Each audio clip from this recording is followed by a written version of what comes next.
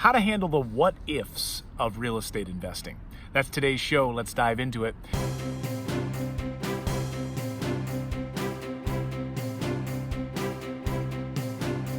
Here we are at our very first rental property. Hey everyone, I'm Clayton Morris, longtime real estate investor. I'm the author of the best-selling book, How to Pay Off Your Mortgage in 5 Years. Help thousands of people take that first step and buy their first rental property and start to create passive income. If you are new to the channel, welcome. Hit the subscribe button. This is where we help you build financial intelligence. These are the things you were not taught in school. All right, what ifs? You'll have this question when you get together with barbecue friends and people say, well, what if I want to get started in real estate investing, but what if? So here I wanted to talk about some of the what ifs that you might experience when you're starting your real estate investing journey and why they have never held me back. Number one, I have a deep understanding. I was a history major in college, but I had a deep understanding that you saw throughout history that real estate investing, owning real estate, is one of the best and most important ways and long-term ways of building wealth. Throughout history, more wealth has been created by buying and holding real estate than just about anything else. And so when you look at the three types of currencies that exist, when we think about God's money, people's money, government's money, God's money is real estate. It's land. It's not going anywhere.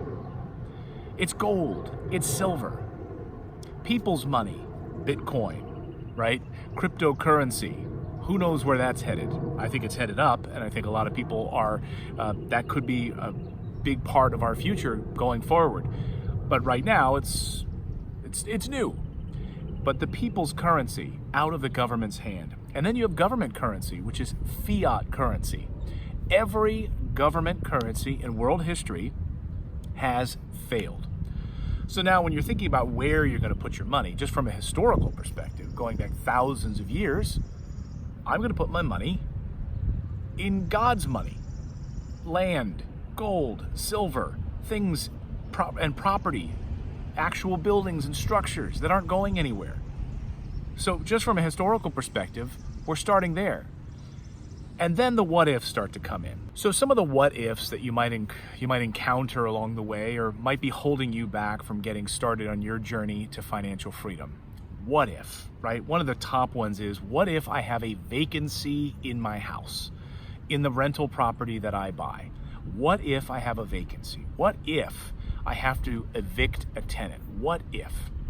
Well, that's going to happen. You will have a vacancy. So how do you handle this what if? You hire a property management company, someone to help you with these what ifs. So if a tenant stops paying or a tenant moves out after living in your rental property for 2 years, that property management company will step in, get the property turned over for you. They'll assess it and say, hey, it's going to cost you about $1,500 to get paint and carpet touched up and taken care of. And we should be able to have this one re-rented for you. And we'll be able to increase the rent because it's been 2 years. And there's an incredible demand for affordable housing in this country. So we can increase the rent and place a new tenant in the property. What if you have a vacancy? You will have a vacancy. The key is to try to limit those vacancies and to work with good property managers and be aggressive in how much you're charging for rent in your properties. Here's another what if. What if I can't cover the mortgage payment on the property that I buy, the rental property that I buy? Well, the answer is don't be stupid with your numbers. We teach you here on the channel to understand what return on investment looks like and to make sure that you are not over leveraged or underwater with a mortgage payment. Making sure that you're making smart payments or smart decisions with your money when you acquire this property. How much will that mortgage payment be? As I've taught you here on the channel, we always want to take out 40% of that profit just for expenses, vacancies, property management, unexpected repairs. So 40% should come out right away in your formula. That should be set aside. Now, if that 40% is removed and you still have some profit that exceeds your mortgage payment, now we're on to something. As Gary Keller writes in his great book, The Millionaire Real Estate Investor, he likes to be at least $1 over his leverage point with a mortgage. I think you could go up to $100, $200. So if you're net profiting $200 or $100 more than that $300 or $400 a month mortgage payment, now the tenant is helping you build equity in that property by paying your mortgage on that investment. It's a win-win. So what if I can't afford my mortgage payment? Make sure you know your numbers ahead of time. Make sure you're not over leveraged. That's what happened during the crash, and people were over leveraged with 100% financing or 105% financing, and they didn't even have jobs. So be very careful, but this is how millionaires are made. Another what if that scares new real estate investors. Well, what if it's a bad deal? I get emails and Instagram messages and comments right here on our channel all the time from people who will send me the numbers of their deal. You can just look through the comments here on our YouTube channel and you can see that. People will send me, hey Clayton, I'm curious, I have an opportunity to buy this property. It's $200,000, it needs this, the owner said this, it has a tenant here, back and forth. Well, the answer is don't buy a bad deal. Don't become emotional and don't become emotionally attached to this deal. It's just property. Understand your ROI. Don't become emotionally attached to this deal because it's your first one. And now you're trying to massage the numbers to make it work. Again, watch my video on understanding ROI. Make sure you understand your numbers. It's incredibly important. So there are bad deals. There are bad deals that come across my desk all the time that I pass on. I don't get emotionally attached to them. Pass on it. The best deal sometimes is the one that you ignore, the one that you let go, the one that you walk away from. Another what if? Well, what if my investment property burns down? That could happen. I've seen it happen. In the thousands of deals I've done, I've seen it happen. Do you have insurance on the property? As you're acquiring this rental property, and number one, if you have a mortgage, they're going to require you to have insurance. But if you are doing it and you're paying cash for it, you want to have rental insurance. We have a great insurance company that we work with. We'll have a link below that you can check out.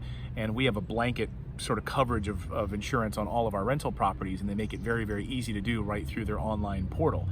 Having said that though, if I had a property that burned down, God forbid, well, I have replacement coverage cost for that property.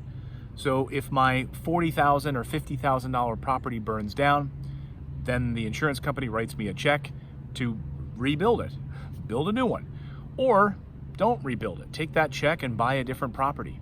I don't necessarily have to rebuild that property on that piece of land. Then I could sell the land if I wanted to. So there are a number of ways to look at this, but a fire in a property doesn't have to be scary. And you have you have insurance set up, you have your LLC that purchased this property. So what if it burns down?